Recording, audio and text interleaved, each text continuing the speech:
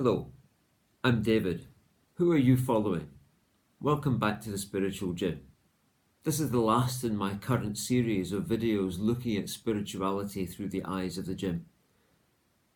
Each of us has a hero, someone whom we look up to, someone whom we aspire to be like. Perhaps the person who first inspired us to get fit, or become strong, or become fast. If you're a bodybuilder, perhaps it's that icon of bodybuilding, Arnold Schwarzenegger. If you're a rower, perhaps it's Sir Steve Redgrave. If you're a sprinter, it may be Usain Bolt.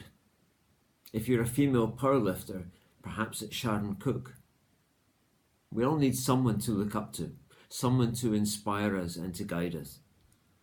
What we're aiming for, the person we're aiming to be, will lead us to be intentional about the type of workout we do in the gym or outside, whether it's cardio-based, weight-based, or a combination of the two.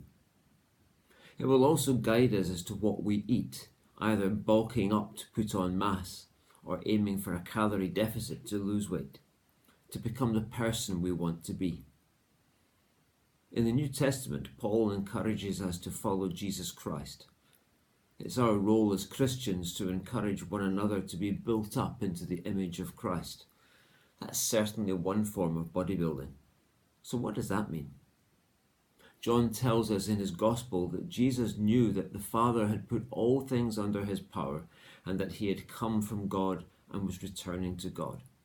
In other words, Jesus knew exactly who he was in relationship to God.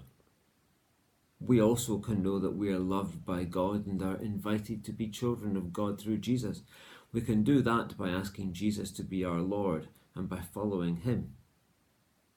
When we know who we are, we can stop worrying about it and start living. But Paul points out that knowing that didn't make Jesus proud or boastful. Rather, he made himself nothing, becoming a servant, humbling himself even to death on a cross.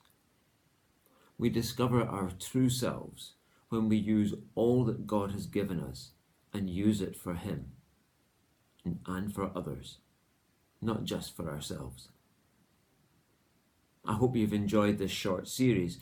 If you have, leave a comment.